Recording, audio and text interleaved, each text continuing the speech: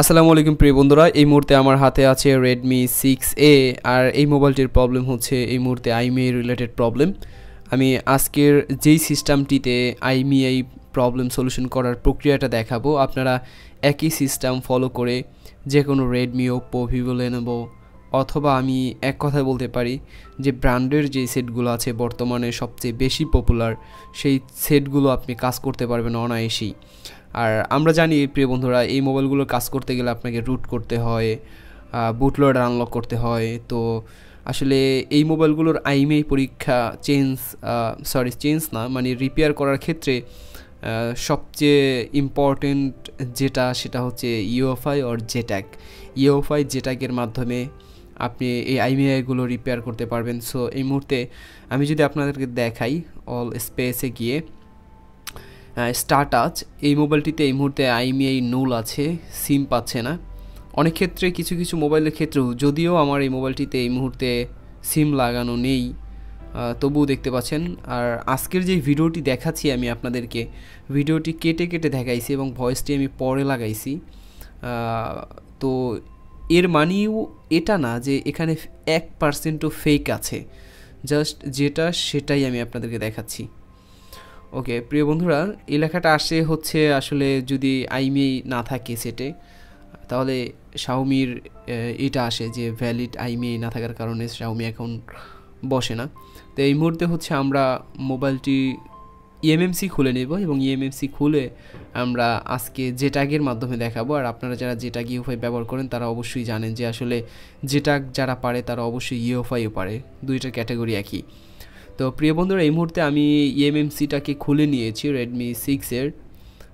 এখন হচ্ছে আমি Redmi 6-এ এটি জেট্যাগের সাথে কানেক্ট করব অ্যান্ড দেন আমি আপনাদেরকে দেখানোর চেষ্টা করব যে কিভাবে IMEI যদি নুল হয়ে যায়, IMEI বেসবেন্ড, তাহলে কিভাবে সেটাকে আনা যায়। তো আমরা এখানে দুইটা ফাইল আমি আপনাদের দেখাবো।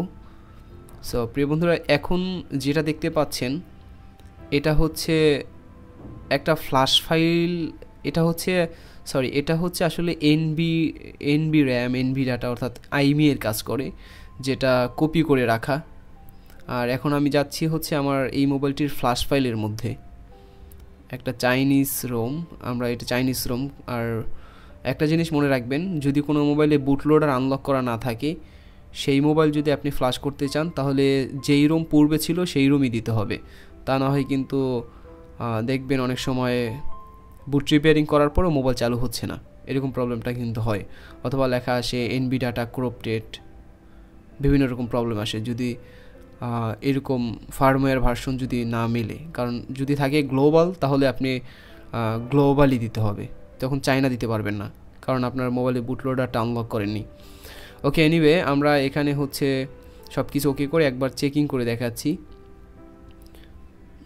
ওকে বন্ধু, দেখতে পাচ্ছি আমাদের EMMCটি কানেকশন পেয়েছে। তো এখান থেকে মিডিয়াটেক সিলেক্ট করে এখন আমরা এখান থেকে হচ্ছে আমাদের ফ্ল্যাশ ফাইল যেটি আছে সেই লোকেশনটা দিয়ে দিলাম এবং এখান থেকে আমরা ফ্ল্যাশ ফাইল স্ক্যাটার যে ফাইলটা আছে সেই ফাইলটাকে আমরা এখান থেকে কানেক্ট করে দিব। ওকে, আমরা স্ক্যাটার ফাইলটাকে কানেক্ট করে দিলাম এবং ধরে গেল। সো আপনি দুইটা সিস্টেমে আসলে এই দেখতে পাচ্ছি আমরা এই ফাইলটাকে এখানে ধরাই দিছি, এটাকে কেটে দিই। এখন দুইটা সিস্টেমে হচ্ছে আপনি এই IMEI ফিরিয়ে আনতে পারেন। একটা হচ্ছে বন্ধুরা দেখতে পাচ্ছেন এই যে এনবি ডাটা, এনবি র্যাম। এখন আমি আমার ডান পাশে যেগুলো দেখতে পাচ্ছেন যে চারটা আমার আগে রিড করা ছিল, এই যে চারটা, এটাকে কপি করবো। এই চারটাই হচ্ছে আমি এখানে দেখে দেখে খুঁজে খুঁজে বের করবো যে কোথায় কোথায় আছে। ওইখানে ডাবল ক্লিক করে করে আমি এই চারটাকে হচ্ছে এখন কানেক্ট করে দিব। ওকে, আমি লোকেশনটা এখানে পেস্ট করি, এরপর ডান। ওকে, এনবি ডাটা, এনবি র্যাম, এখান থেকে যেটার সাথে মিলে ওইটা আমরা মিক্সিং করে দিব। আর এখানে এইভাবেও পারেন, অন্য একটা সিস্টেমে পারেন। তবে এই এখন যেই সিস্টেমে দেখাচ্ছি এই সিস্টেমে অনেক সময় প্রবলেম হতে পারে, এই সিস্টেমে ফুললিভাবে আপনি নাও পেতে পারেন। ওকে, যাই হোক, তবুও আমরা আপনাদেরকে দেখাই, কারণ প্রত্যেকটা জিনিস দেখা উচিত, না দেখলে আসলে। আর একটা জিনিস মনে রাখবেন, আপনি প্রথমবারই যে আসলে কাজগুলো পারবেন ব্যাপারটা এরকম না। আপনি আসলে যারা আমরাও যখন এই যে ট্যাগ ইউএফআই প্রথম কাজ করা শুরু করেছি তখন আমাদের ক্ষেত্রেও এটা হয়েছিল। আর এখান থেকে CXD যে ফাইলটা আছে এই ফাইলটা আপনি ধরিয়ে দিতে পারেন, তো সেক্ষেত্রে ভালো হয়, না ধরলে প্রবলেম নেই। আর এদিকে যা আছে সবই থাকবে, কারণ পূর্বেরগুলো এই যে বাম পাশে দেখতে পাচ্ছেন নিচে মানে পুনরায় রিপেয়ারিং, এটা দিলে হচ্ছে কি পূর্বের যে ইএমএমসিতে ইএফএস ফাইল টেল আছে এগুলো সব কেটে নতুন ফাইল ঢুকবে। ওকে, ফাইলটা আমাদের নিচ্ছে, আমরা একটু ওয়েট করি।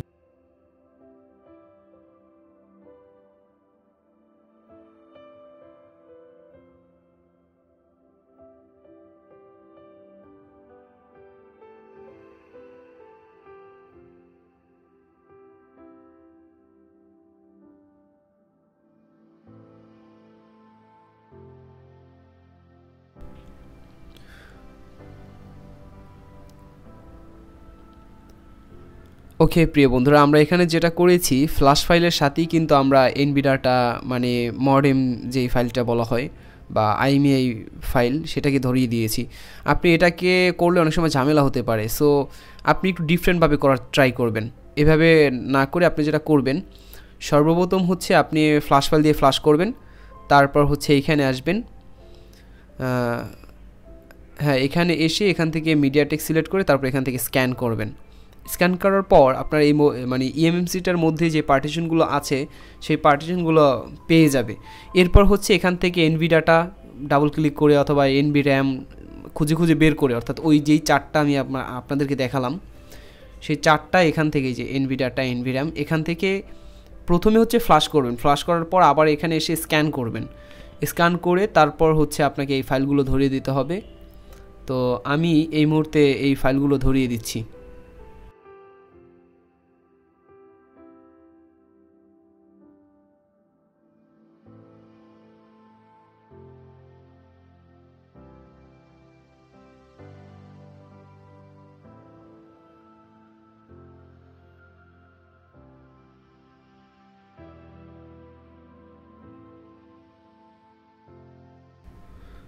ওকে প্রিয় বন্ধুরা, এদিকে যা আছে তাই থাকবে, এমত অবস্থা আমরা এটাকে রাইট করে দিব। এটাই হচ্ছে বেস্ট। এর পূর্বে যে সিস্টেম দেখেছি ওই পূর্বের সিস্টেমে অনেক সময় ঝামেলা হয়ে যায়, তো সেক্ষেত্রে এরকম করাটাই বাঞ্ছনীয়। User data yes. Okay guys, আমাদের কাজ ইনশাল্লাহ কমপ্লিট হয়ে গেছে। আমরা একবার হ্যাঁ আমাদের ফার্মার দেখাচ্ছে, আমরা একদম সবার এক্সপ্লোরার গিয়ে এখানে স্ক্যান ফ্রম ডিভাইস করে দেখতে হবে যে মোবাইলটার মধ্যে এফআরপি আছে কিনা, কারণ বন্ধু দেখতে পাচ্ছি এখানে এফআরপি আছে। আমরা এই এফআরপিটাকে রিমুভ করে দিব। এফআরপিটাকে রিমুভ করার জন্য আমরা ফার্স্টে আসবো এখান থেকে, ওকে অ্যাডভান্স, তারপর এখান থেকে হ্যাঁ ইএমএমসি। ওকে, আমাদের অল ডান হয়ে গেল। আমরা আবার গিয়ে again check from device and guys look at this, এখানে কিন্তু আমাদের এফআরপি নেই, তাহলে আমরা এটাকে কেটে দিতে পারি এখন, যেহেতু আমাদের এফআরপি চলে গেছে। তো এই মুহূর্তে আমরা হচ্ছে আমাদের ইএমএমসিটাকে সেট করে নিব। আর ইএমএমসি লাগানো খোলা এগুলো নিয়ে কিন্তু এর আগেও ভিডিও টিউটোরিয়াল দিয়েছি। আর স্টিল নাও সামনের দিকে যত ভিডিও আসবে সব ভিডিওগুলো আপডেট দেওয়ার চেষ্টা করবেন। ইভেন 2-1 দিনের মধ্যে এমন একটা ভিডিও আপলোড করব বিগিনিং যারা টেকনিশিয়ান আছে তাদের ক্ষেত্রে অনেক হেল্পফুল। বন্ধুরা এই মুহূর্তে আমি আমার ইএমএমসিটা লাগিয়ে নিয়েছি, বিকজ আসলে এক হাত দিয়ে ভিডিও করতেছিলাম, পাশে কেউ ছিল না, আর এমন সিচুয়েশনে ভিডিও করতেছি ভিডিও করার মনও নাই, তবুও ভাবলাম যে আসলে ভিডিও করাটা মেবি ইম্পর্টেন্ট। ওকে, তো আমরা ইএমএমসিটাকে লাগিয়ে নিয়েছি।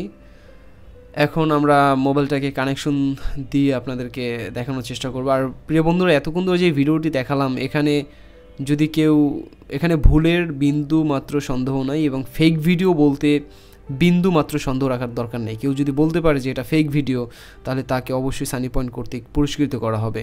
আর অবশ্যই প্রত্যেকটা টেকনিশিয়ান মূলত কাজগুলো এরকমই করে, হয়তোবা সে একটু ভিন্নভাবে করে কিন্তু সিস্টেমটা একই। তো এই মুহূর্তে আমরা আমাদের মোবাইলটা ওপেন করেছি, আপনারা এই একই সিস্টেম ফলো করে কিন্তু এই ফাইলগুলো যদি রাখতে পারেন তাহলে অবশ্যই আপনি সাকসেস হবেন। আর একটা প্রিয় বন্ধুরা, এই যেই ফাইলটা দিয়ে কাজটা করেছি এই ফাইলের লিঙ্ক আমার ভিডিওর ডিসক্রিপশনে দেওয়া হলো, সেখান থেকে আপনারা ডাউনলোড করে নিতে পারেন। ওকে, তো আমরা স্কিপ করে এটাকে রান করার ট্রাই করছি। Next next, okay, and set up complete. প্রিয় বন্ধুরা দেখতে পাচ্ছেন আমাদের মোবাইলটি চালু হয়ে গেছে। ওকে, দেখতে পাচ্ছি নেটওয়ার্ক চলে আসছে। আর একটা জিনিস, আমরা কিন্তু প্রথমে যখন দেখাইছি তখন এই মোবাইলটায় সিম লাগানো ছিল না, আমরা সিমটাকে এখন লাগাই নিছি, যদিও ভিডিওটাকে কাট করা হয়েছে। এখন অল স্পেস স্টার টাচের মধ্যে যদি যাই, এখানেও কিন্তু সেই প্রবলেমটি দেখাচ্ছে, দে IMEI নট ইনভ্যালিড, কিন্তু তবুও নেটওয়ার্ক চলে আসছে। এখন দেখতে পাচ্ছেন এখানে আননোন IMEI, কিন্তু নেটওয়ার্ক আসছে। এর মানে হচ্ছে কি, যদি কোনো মোবাইল কাজ করতে অথরাইজ লাগে, অথরাইজ সার্ভিসের মধ্যে যেই মোবাইলগুলো হয়, এই মোবাইলগুলো অধিকাংশ ক্ষেত্রেই আপনি যখন এই IMEI রিপেয়ার করতে যাবেন তখন এই IMEIটা শো করবে না, কিন্তু IMEIতে কাজ করবে, অর্থাৎ আপনার মোবাইলের সিম সাপোর্ট করবে, কিন্তু IMEI অনেক সময় অনেক ক্ষেত্রে নাও দেখাতে পারে। নো প্রবলেম, এই জিনিসটা অবশ্যই খুব ভালোভাবে মনোযোগ দিয়ে শোনেন। যদি হচ্ছে মোবাইলটা অথরাইজ হয়, আমরা জানি রেডমি 6 অথরাইজ, তাই হয়তো বা অন্য কোনো কারণে হতে পারে মেবি, এই জন্যই হচ্ছে আমাদের IMEIটি শো করেনি, কিন্তু কাজ কমপ্লিট হয়ে গেছে।